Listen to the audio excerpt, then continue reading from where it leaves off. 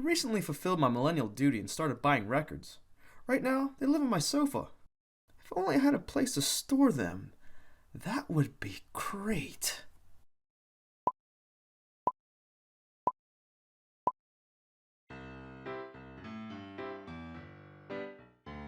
First, I need to rip the 2x3s to 2 inches wide for both end and side pieces.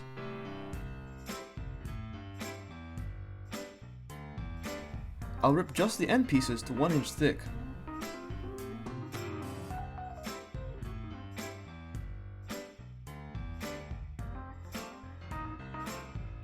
For the side pieces, I'll rip them down to 3/8 inches to get 3 cuts per piece of lumber.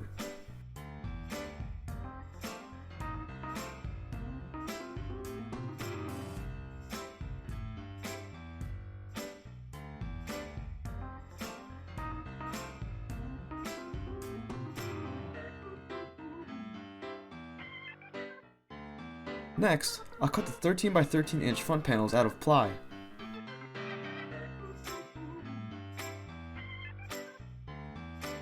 It's time to start cutting the end and side pieces down to size. I've set up a scrap piece as a stop block for quick repeated cuts. Just to be sure, I double check the measurement of the first cut before cutting the rest.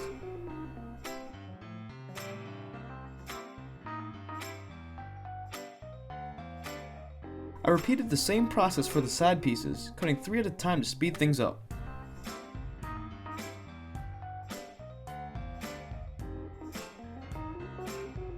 Time to stain.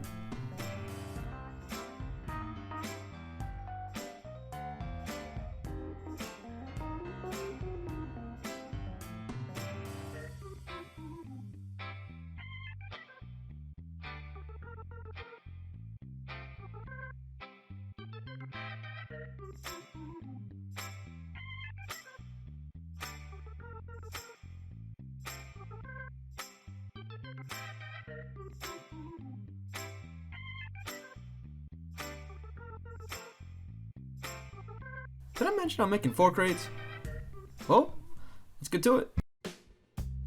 First, let's assemble the front faces. Attach the front frame piece to the plywood panel with some wood glue.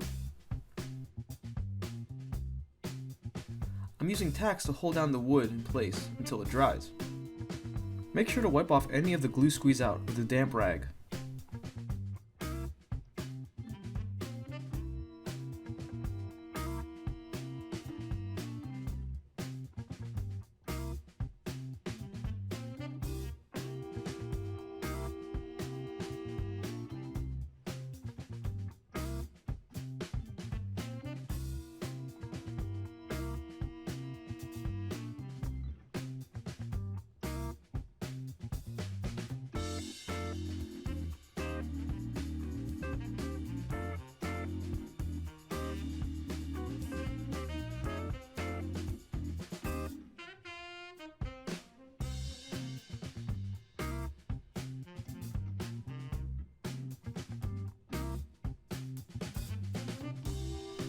I'm not tacking too close to the edge of the panel to leave space for the bigger nails I'll be using later on.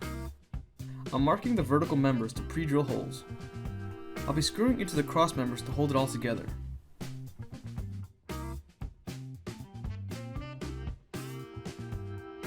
I used the first vertical piece as a sort of template to speed up the process for drilling into the rest of the vertical pieces.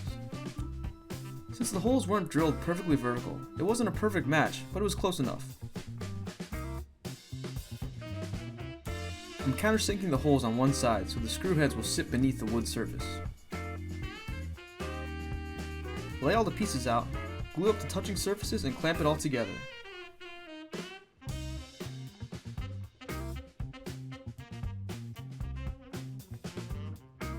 Don't clamp too tightly before double checking that everything is in the right spot. After that, screw it all together.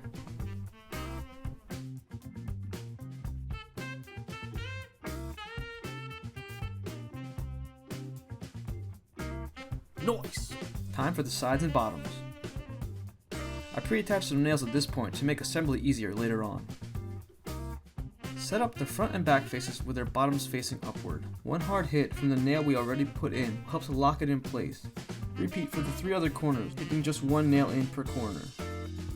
Make sure everything is squared up by verifying that the diagonal measurements are equal. Drive another nail into each corner to lock it all in place. Turn it all onto its side and attach another side piece along the edge furthest from the crate's bottom. Attach another side piece to the opposite edge. Make sure to line up this piece in the right spot. I found it helpful to locate these center pieces using their edge instead of their center points. Line up one side of the piece where it should be, knock it in place, readjust the other side, and then drive all the nails in. Repeat this process for the rest of the side pieces. Let it dry and you're all done. These crates will be a huge help to organize and store our records. But I built 4 for a reason, and it's not because I plan to fill them all up. Not saying I won't though either. Eventually.